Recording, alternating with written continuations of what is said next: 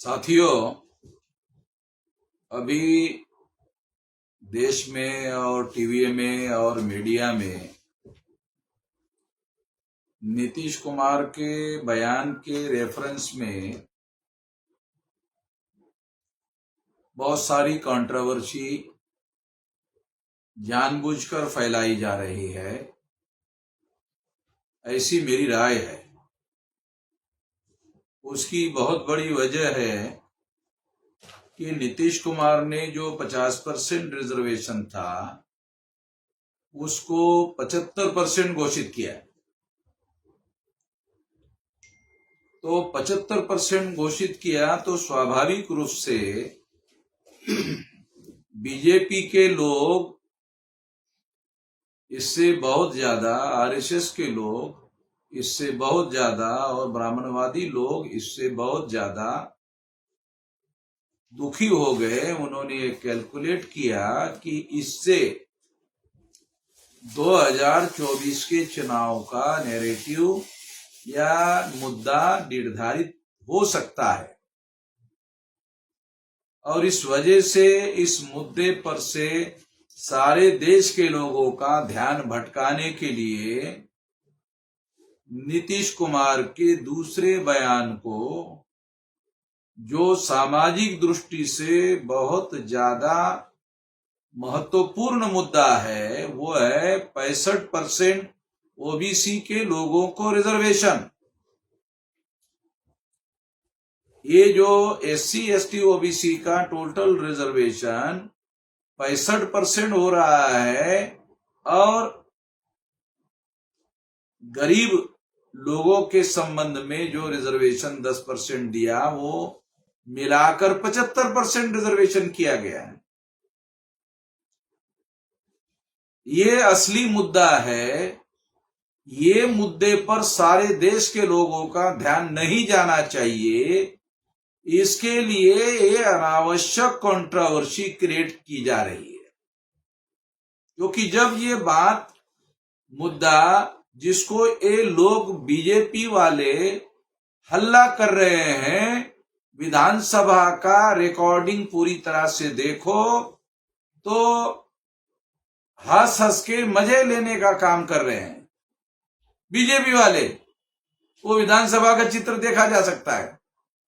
और अभी जब उन्होंने शांति से सोचा, विचार किया, अरे इससे तो सारे देश भर में बीजेपी का जो ओबीसी का चेहरा है नरेंद्र मोदी, वो काउंटर हो जाएगा और इसका 2024 के चुनाव में बहुत बुरा असर पड़ेगा। तो आरएसएस और भाजपा के जो मीडिया वाले समर्थक लोग हैं वो एकदम नीतीश कुमार के ऊपर पील पड़े हुए हैं और उसको वो जो 75% आरक्षण वाला जो मुद्दा है उस पर से ध्यान हटाने के लिए दूसरे और अनावश्यक मुद्दे को बहुत ज्यादा तूल देने का काम कर रहे हैं।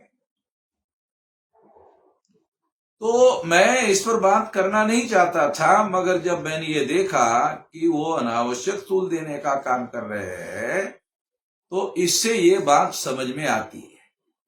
ये उसके पीछे राजनीतिक मुद्दा है। दूसरी बात, एससी एसटी ओबीसी और माइनॉरिटी की जो महिलाएं, जब इनकी संख्या 85% है तो इनकी महिलाएं भी 85% है। तो अगर बीजेपी आरएसएस वालों ने जिन मुद्दों पर तूल दिया उससे तो उनके अधिकार छीने जाएंगे। ये तो समझदारी होनी चाहिए ना।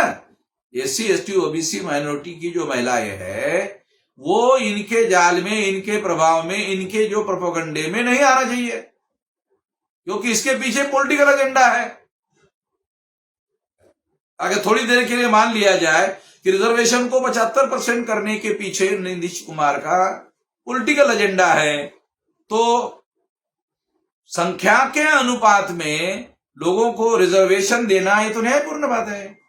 ये पॉलिटिकल एजेंडे से भी ज्यादा ये सामाजिक न्याय की बात है, जो भारत के संविधान के प्रीएम्बल ऑफ द कॉन्स्टिट्यूशन में भी लिखा हुआ है। ये गलत क्या है? अगर आपको ऐसा लगता है कि ये राजनीतिक एजेंडा है, राजनीतिक, तो तुम भी करो, बीजेपी वाले भी कर ले, बीजेपी वाले भी फायदा उठा ले। वो तो फायदा नहीं उठाना चाहेंगे। वो 3.5% ब्राह्मणों का नुकसान जिसमें होता है वो काम वो नहीं करते। वो ये सोचते हैं कि 3.5% वाले लोगों को 35%, 50%, 70%, 80% नौकरियां जो है उस पर उनका कब्जा होना चाहिए। उसके लिए उनको बेशर्मी की हद तक समर्थन करते रहते हैं। तो ये बात मानने वाली नहीं है। हम लोगों को इसके बारे में सतर्क रहना चाहिए, विजिलेंट रहना चाहिए। नहीं तो ये लोग जो है उनके पास जो ये टीवी है, मीडिया है, इसका इस्तेमाल करते रहते हैं और गलत बातें और प्रोपेगेंडा करते रहते हैं। हमारे लोगों को सूचनाएं सही तरीके होती नहीं है। अब लोगों को यही जानकारी सारे देशवासियों को दी गई है कि नीतीश कुमार ने ये बोला, जबकि वो बोला नहीं है। 65% रिजर्वेशन बैकवर्ड क्लास को, SC ST OBC को देने का मुद्दा है, वो मेन मुद्दा है। उसके लिए समझाने के लिए वो बात कर रहे थे। इस बात का समर्थन नहीं किया जा सकता है कि इतना ज्यादा खुलकर विधानसभा में बोलने की जरूरत नहीं थी। अगर वो केवल इतना ही बोलते कि पढ़ाई लिखाई बढ़ने की वजह से लोक संख्या नियंत्रण करने पर मदद हो गई और हमारी सरकार ने महिलाओं के पढ़ाई लिखाई के लिए ज्यादा काम किया, इतना भी अगर बोल देते, इतना ही बोलने से लोगों को समझ में आ जाता। मगर इस बात को विरोधी पार्टी के लोगों को भी तो समझना चाहिए कि इस बात को तूल देने की जरूरत है कि जो सामाजिक न्याय का मुद्दा है, जिसको उन्होंने मुख्य रूप से उठाया है, जब विधानसभा में आप लोग समर्थन कर रहे, बीजेपी वाले समर्थन कर रहे, किसी ने भी उसका विरोध नहीं किया। बाद में उनको लगा इससे तो सारे देश भर में नैरेटिव सेट हो जाएगा, एजेंडा सेट हो जाएगा, 2024 का चुनाव हारने की संभावना हो सकती है। उसके बाद RSS भाजपा के लोगों ने प्रोपेगेंडा के लिए लोगों को लगा दिया। इससे हम लोगों को सावधान रहने की जरूरत है। ये खास तौर पर ये बात मैं कहना चाहता हूं, इसके लिए मैं ये वीडियो बना रहा हूं। धन्यवाद।